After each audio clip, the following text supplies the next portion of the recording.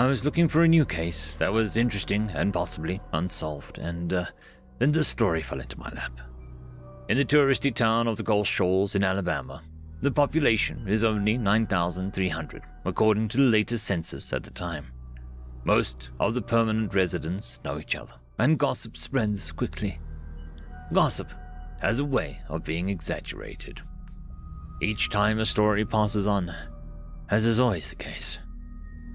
I found a newspaper interview of one of the local townspeople, and I'm not sure how truthful the article is and how much of it is embellished. With that in mind, we'll start with what Mrs. Josephine Hamilton, the mayor's wife, told the local rag.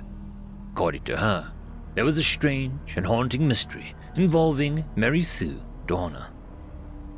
Mary Sue was a tourist visiting the little town, and wherever she went, heads turned, and not always with a friendly eye. Being the town close to the sea has its benefits, but also its drawbacks. Have you asked any of the women in the town about Mary Sue, you would get some discontented, snarky comments about her.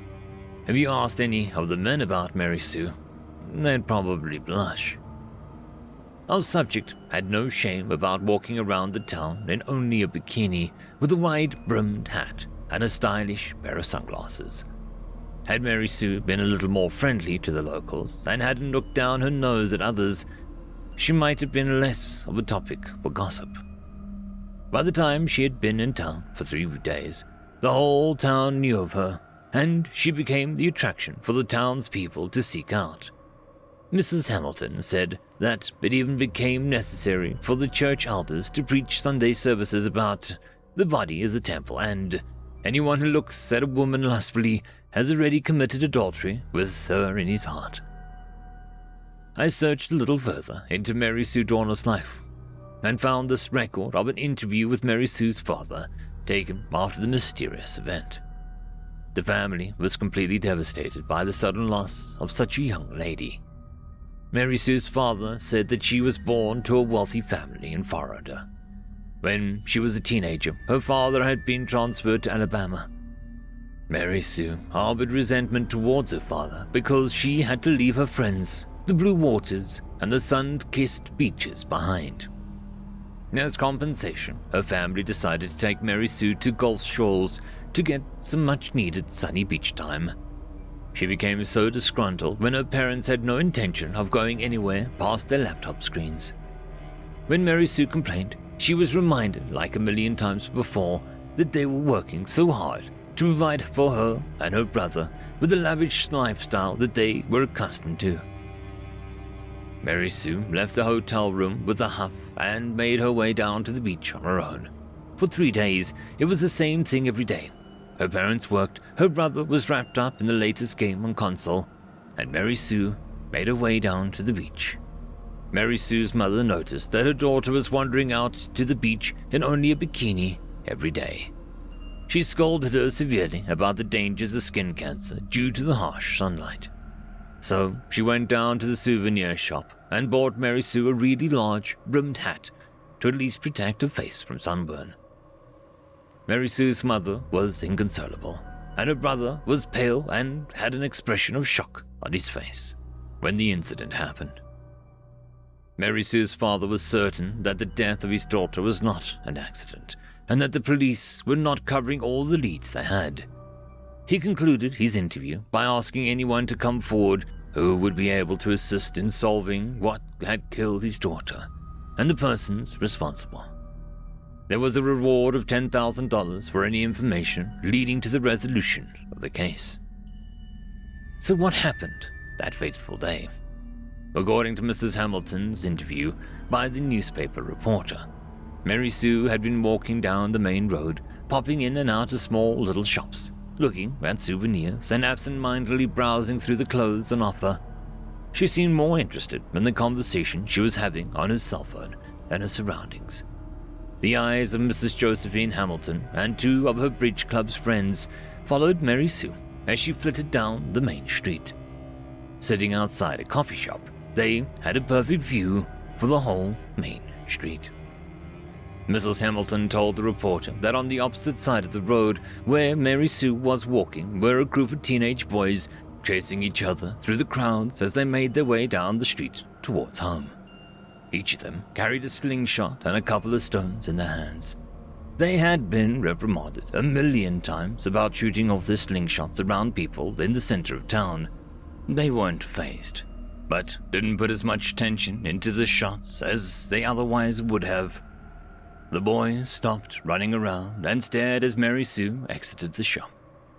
Mary Sue was standing on a corner, waiting for the light to turn green, and dug in her bag and pulled out her compact to check her reflection. Mrs. Hamilton said that she thought something had fallen out of her bag, as there was a small disc spinning in a circle on the ground. Mary Sue didn't seem to notice. Then the next moment, a blood-curdling scream came from Mary Sue as she fell to the ground. Everyone stood up from their seats, or came running out the shops to see what had happened. A couple of people ran to Mary Sue, all wanting to help her, but came to a sudden stop when they got closer.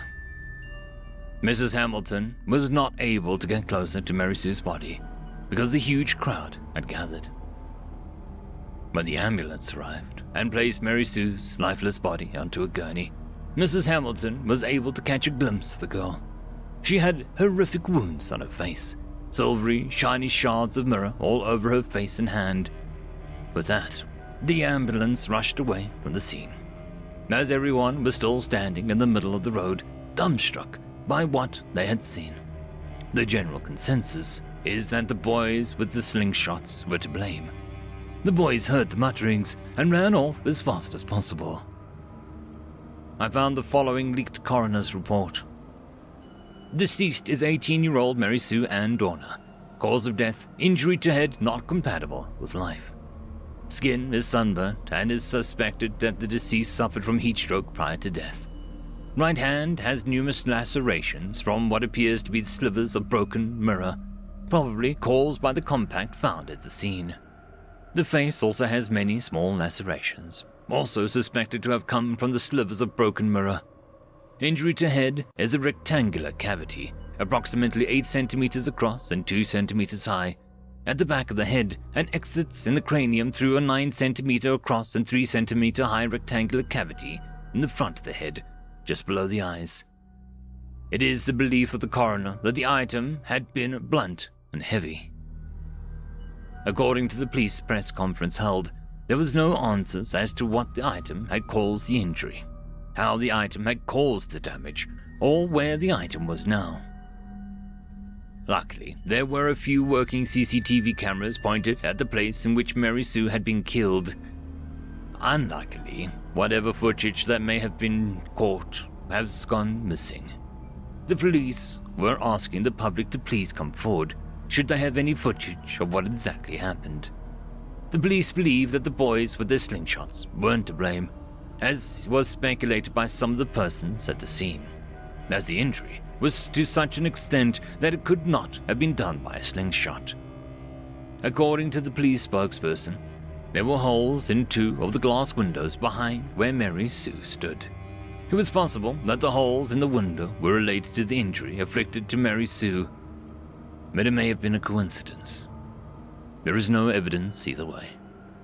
According to the owner of the shop behind Mary Sue, the strange holes through the 2 windows of the small clothing shop were only briefly scrutinized. The 2 windows were completely shattered, so it was impossible to tell the shape of the holes.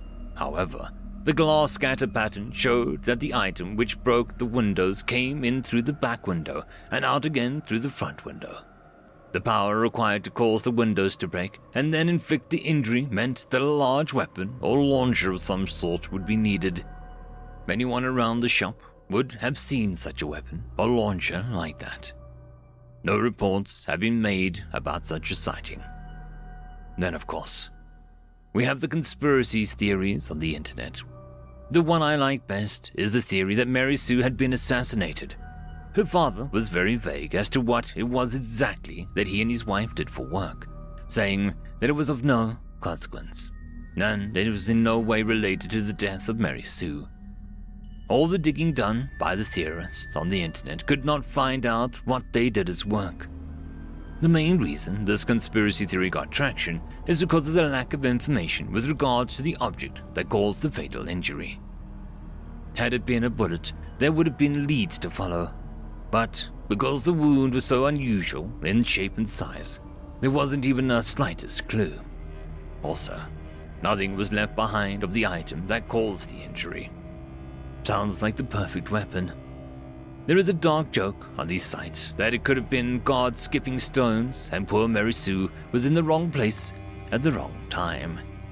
At this point, no one really knows, but what is certain is that it was a brutal and random act, which, I think, scares me more than targeted acts. I find myself thinking, could that happen to me? Like I said, this was an interesting story that came across my desk, and I thought I'd share it with you all. If you want more of this, please let me know in the comments. And, as always, this is Secrets, Crime, and Paranormal, signing out.